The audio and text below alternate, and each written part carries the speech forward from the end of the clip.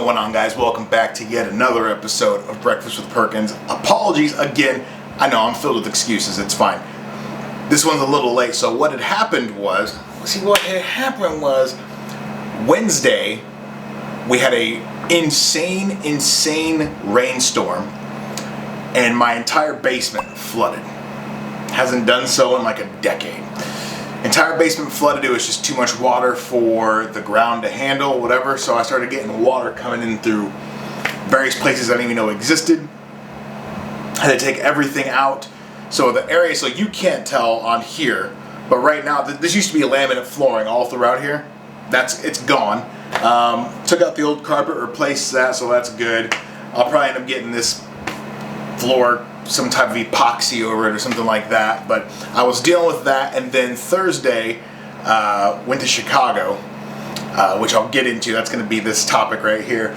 But when I got back from Chicago, I had work, and then my weekend, of course, Monday, Tuesday, I had to work up on catching. Usually Monday, Tuesdays when I'll film like Saturday, Sunday, and then edit and shit Monday and upload it Monday. But that wasn't the case because I was preoccupied with this over here. So, but she's good to go. My living room area is good to go. This area will figure it the fuck out. And then over there, which is my other, I guess, studio part 2, got flooded over there too. So I still have to rip everything up, but that's not nearly as bad as it was over here. But you guys don't give a fuck about that. How's everyone doing? I hope everyone's had a great weekend, or whenever you're watching this, hope your day is going good.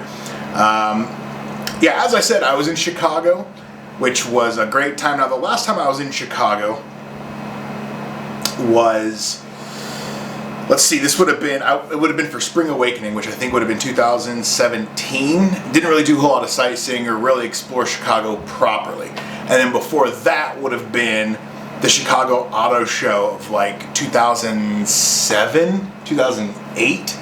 So I've only been to Chicago a handful of times, but this was the first time I've gone properly. Do a little bit of the touristy thing and all that stuff, but the real reason I went to Chicago was to see Shits and Gigs, which for those that don't know, Shits and Gigs, 2 dudes out of Britain, James, a mixed man like myself, and Fuhad, a Nigerian, which I am also part Nigerian. I see myself in both those guys. I don't know who to choose. I'm kidding. Out of Britain, they did an American tour, and Chicago is one of the places, and I was like, I'm not going to miss this. Hell or high water, I'm not going to miss this. We're going to make it happen. So I went to Chicago to see them, and then did a bunch of other things along the way. Let me just start off by saying this right here. I don't understand how people get anything done logistically, travel-wise, in Chicago. Let me just give you a bit of a scenario here. It took us 47 minutes to fly from Des Moines to O'Hare. 47 minutes. That's a quick jump. No problem. It took an hour and a half to Uber from the airport 10 miles to the hotel, which is insane. In that same time, I could fly from Des Moines to Sky Harbor, which is in Phoenix, which I've done so plenty. It takes about an hour 50. Hour 45, and then to get from Sky Harbor to the resort, it's like 20 minutes.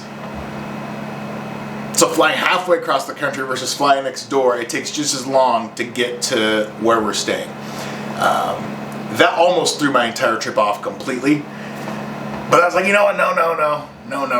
Let's have an open mind here. Let's see what's going on. So I get there. I'd been running off of maybe like 2 hours. Actually, it wasn't like it was 2 hours of sleep.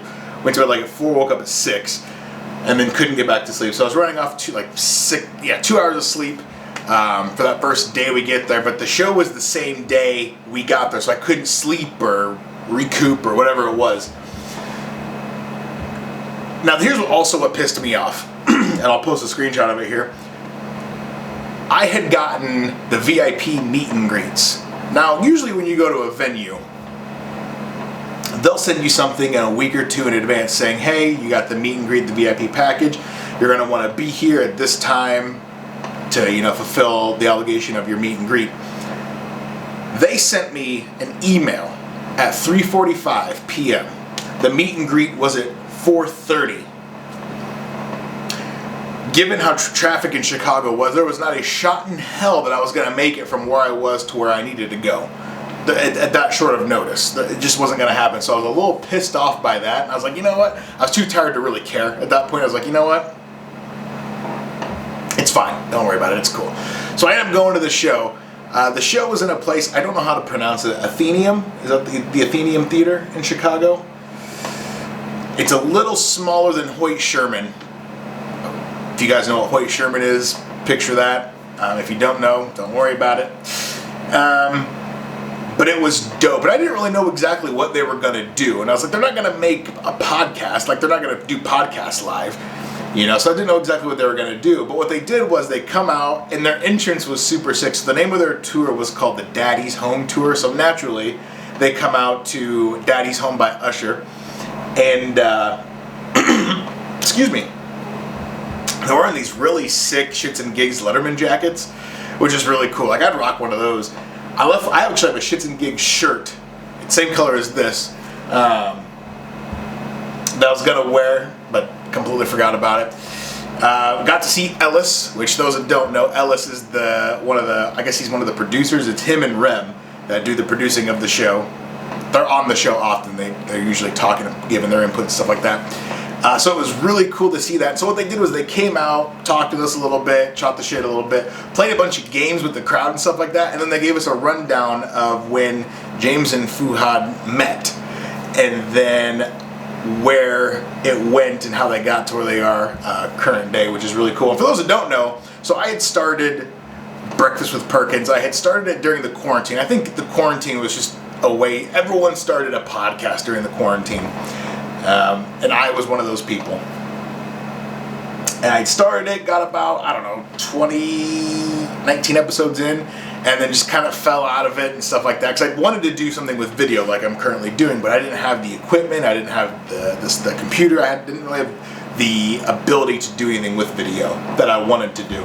So I was like, fuck it. It was just audio, it was audio only, just kind of put it by the wayside, whatever. Fast forward to last year, I started listening to Shits and Gigs heavy, and then they sparked it for me to want to get back into doing this right here. So shout out to them, thanks to them. The cool thing is they're the same age as me, I think. I'm pretty sure, because I had said something about 09. Yeah, in 09, and yeah, we were 18, and I would have been 18 in 09 as well. So I know we're all the same age, so it's really cool to see, these two dudes, and they have there's such a synergy, there's such a connection between the two of them, which is awesome. That's one thing I would love to do, is to get someone on here with me. And this isn't a slight at any of my friends or anything like that.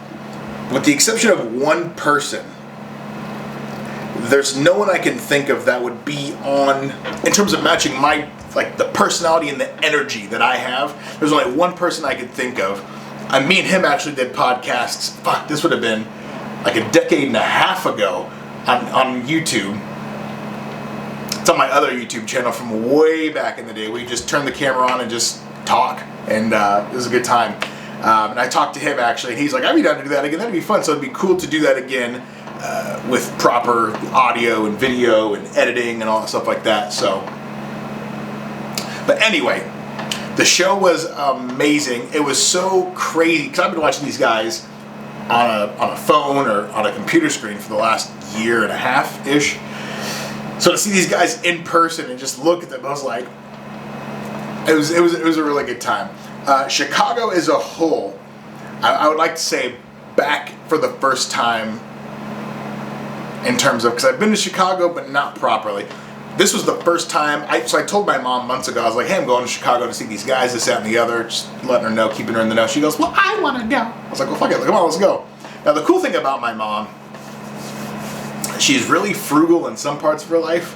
Like her car, Hyundai Elantra, never drives it. It's a, 6-year-old car, it's got 20,000 miles on it, never drives her car. She's very frugal when it comes to cars. And then other aspects of her life, like travel, she's like a genie on Valium. She just, there's no limit, there's whatever. So she's like, well, I'll come. It's like, all right, cool. And we're going to stay at the Four Seasons. I was like, okay, cool, that's fine. I'm cool with that. I'm not going to object, So me and my mom went. We'd never been to Chicago before. I've been to Chicago 3 or 4 times in the past, but never with her.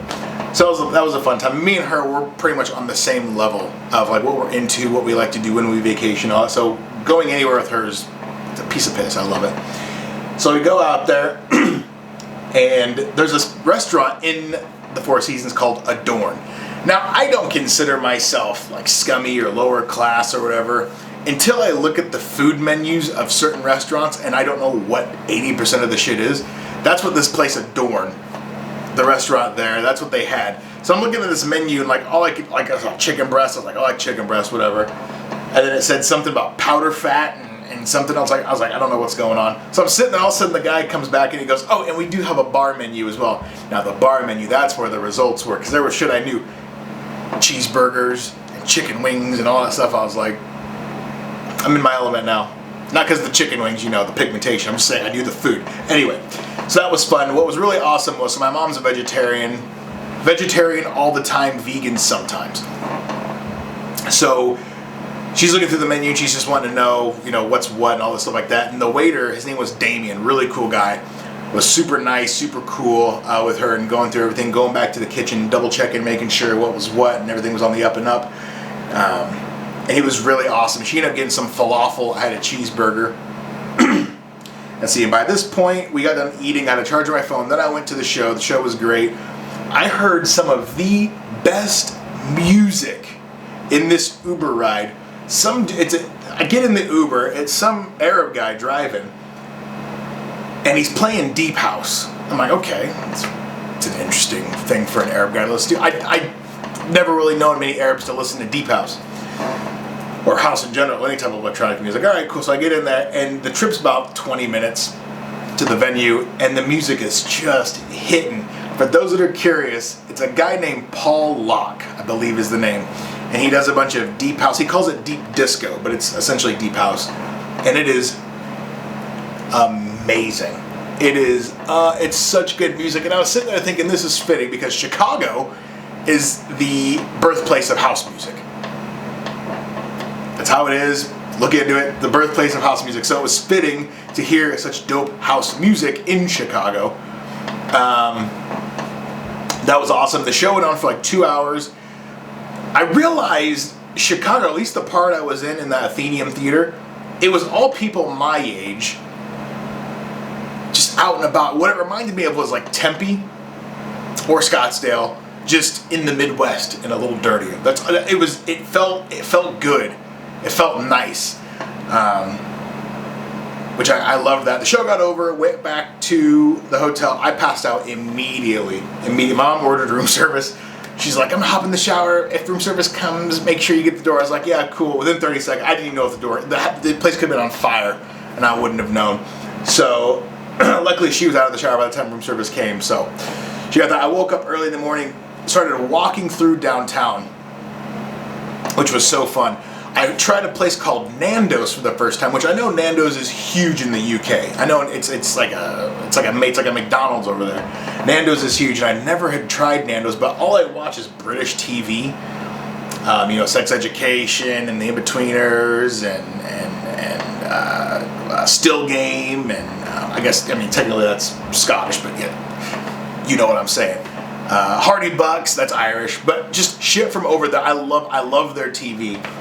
Look into those shows, by the way. Toast of London, IT Crowd. I mean, there's just a bunch of shows over there that are phenomenal, and they can get away with a lot more on their network television than we can, which is nice. Anyway, but I'd heard of Nando's a lot, so I was like, let me go try this Nando's place. For those who don't know, Nando's is I think it's Portuguese and African cuisine.